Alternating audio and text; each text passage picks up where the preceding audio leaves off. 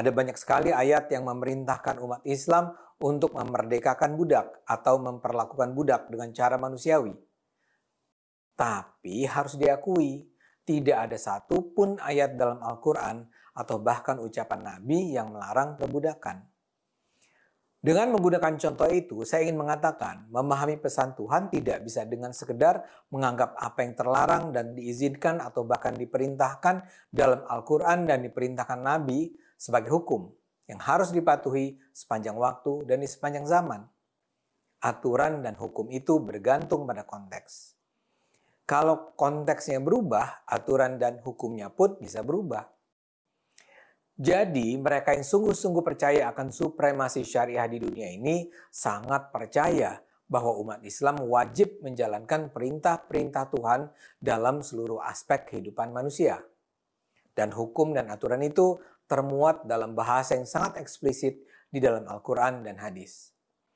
Cakupan wilayah yang diatur terentang sangat luas dari soal kewajiban sholat sampai ke hukuman terhadap pelaku kriminal, dan juga aturan politik, ekonomi, kebudayaan, hubungan sosial, dan seterusnya. Buat saya, bila aturan-aturan dan hukum itu kini harus kita jalankan di Indonesia di abad ke-21, itu akan menimbulkan banyak masalah. Saya akan tunjukkan bahwa aturan dan hukum yang ada dalam Al-Quran dan hadis adalah sesuatu yang hanya bisa dipahami berdasarkan konteks sejarahnya. Dengan kata lain, aturan dan hukum yang ada dalam Al-Quran dan hadis banyak sekali yang tidak relevan dengan kondisi kita saat ini. Jadi sangat tidak masuk akal bagi kita untuk memperjuangkan penegakannya di Indonesia saat ini. Kau bilang Al-Quran tidak cocok untuk ngatur Indonesia. Kamu sama dengan bilang Allah tidak cocok jadi Tuhan di Indonesia. Kafir kamu. Serius ya persoalannya. Kalau kau bilang ini Indonesia bukan negara Islam, maka tidak cocok dengan syariat Islam. Artinya apa? Kamu menginginkan ini Indonesia jadi negeri kufur. Ya, silahkan murtad, silahkan kafir, silahkan jinas, silahkan mabok, silahkan LGBT. Itu artinya begitu. Kebayang tegang LGBT. Kan di negara lain mah dibebaskan ya teh. Gus menang surat izin di negara. Ulah disangka, kalau tidak syariat Islam segera tegak, ini di Indonesia gerakannya masif ini. Aduh, islir pisannya. Pakai wani eta nyebutkan tercocok diatur ku syariat Islam. Sarua jeung nyebut Gusti Allah tercocok jadi Tuhan di Indonesia, tercocok. Sama dengan itu. Siapa yang bisa membantah? Orang ini sudah kafir. Siapa yang berani bantah? Saya bertanggung jawab dengan dalil. Siapa yang mengatakan syariat Islam tidak cocok di Indonesia, artinya sama dengan Allah tidak cocok jadi Tuhan di Indonesia, orang ini sudah kufur. Siapa yang berani bantah? Saya berani tanggung jawab dengan pernyataan ini. Serius. Assalamualaikum warahmatullahi wabarakatuh. Alhamdulillah Rabbil Alamin. Wassalatu wassalamu ala Sayyidina Muhammadin wa ala alihi wa sahbihi wasallim ajma'in. Amma ba'd. Saudara-saudara yang dirahmati Allah Subhanahu wa ta'ala, Islam adalah din, adalah agama yang Allah turunkan kepada manusia untuk mengatur seluruh aspek kehidupan mereka. Tidak ada satupun perkara yang ditinggalkan oleh Islam kecuali Islam menjelaskan status hukum perkara tersebut. Dan yang pasti, aturan Islam untuk manusia itu bukan untuk menyengsarakan manusia. Ma anzalna 'alaikal Qur'ana litashqa. Tidaklah kami turunkan Al-Quran itu kepadamu litashqa, untuk menyusahkan kalian, untuk membuat kalian menderita. Allah SWT dalam surah Al-Anbiya ayat 107 berfirman, "Wa ma arsalnaka illa rahmatan lil alamin." Tidaklah kami mengutus kamu kecuali sebagai rahmat bagi seluruh alam. Ayat ini memberitakan kepada kita bahwa Rasulullah SAW sebagai Rasul diutus oleh Allah SWT dengan membawa risalah. Dan risalah tersebut tatkala diamalkan, tatkala diterapkan, akan menghasilkan rahmah.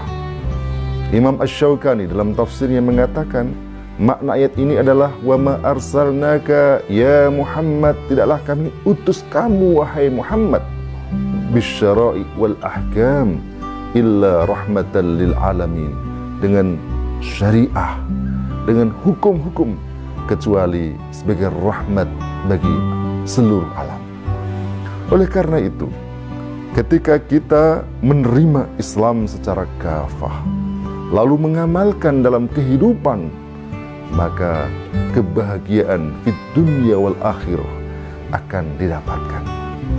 Tetapi saudara-saudara yang dirahmati Allah Subhanahu wa taala, yang patut juga dicatat bahwa syariat Islam yang Allah turunkan bukan hanya mengatur perkara ibadah, bukan hanya mengatur perkara-perkara individual, tetapi juga mengatur perkara sistem pemerintahan, sistem ekonomi, politik pendidikan, sistem pergaulan, bahkan juga hukum tentang jinayat, muamalat, yang semua hukum-hukum itu tidak bisa diterapkan kecuali oleh sebuah negara, sebuah institusi daulah.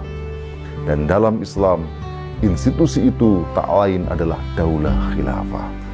Maka ketika Islam secara kafah tadi diterapkan oleh daulah khilafah, akan mewujudkan rahmah, bukan hanya lil muslimin, bukan hanya untuk umat Islam, tetapi lil alamin, lin nasi jami'a, bahkan dalam sebagian tafsir lil insi wal jin, untuk manusia dan jin, bahkan semua yang ada di muka bumi ini. Saudara yang dirahmati Allah Subhanahu wa taala, sejarah telah membuktikan ketika umat Islam berada dalam daulah khilafah, kehidupan mereka dipenuhi dengan kebahagiaan, ketentraman, dan kesejahteraan. Di dalam sejarah dicatat, pada masa Sayyidina Umar menjadi khalifah, pada saat itu Mu'ad bin Jabal menjadi gubernur di Yaman. Dan pada setiap tahun ketika Mu'ad bin Jabal memungut zakat, lalu kemudian tidak dikembalikan kepada mereka-mereka yang miskin, ternyata zakat itu masih sisa. Lalu kemudian sepertiga dibawa pada Sayyidina Umar, dan beliau katakan, kembalikan itu. Lalu kemudian Mu'ad mengatakan, kenapa aku bawa ke sini? Karena aku di sana tidak menjumpai orang-orang miskin. Demikian beberapa tahun. Artinya pada saat itu tidak ditemukan orang-orang miskin yang berhak menerima zakat. Mana negara yang sekarang seperti itu? Demikianlah yang terjadi pada saat itu. Kemakmuran, kesejahteraan bisa diwujudkan ketika Islam diterapkan secara kafah. Dan pemirsa yang dirahmati Allah Subhanahu wa taala, rahmat Islam justru yang lebih penting, bukan hanya fit dunya. Justru yang tidak kalah pentingnya adalah rahmat Allah yang akan diterima oleh mereka yang menerima dan meyakini fil akhirah. Dan itulah yang kita inginkan, itulah yang kita pinta, mendapatkan fit dunya hasanah wa fil akhirati hasanah. Dan untuk yang kedua ini tak mungkin bisa didapatkan kecuali mengimani, mengamalkan secara kafah seluruh syariah. Dan ini lagi-lagi tak mungkin kita bisa menjalankannya, tak mungkin kita bisa menerapkan kecuali dengan tegaknya daulah khilafah yang menerapkan Islam secara kafah. Maka siapapun yang menginginkan rahmat Islam mewujud menjadi rahmatan lil alamin, tidak ada pilihan lain kecuali tegakkan daulah khilafah ar-rasyidah. Assalamualaikum warahmatullahi wabarakatuh.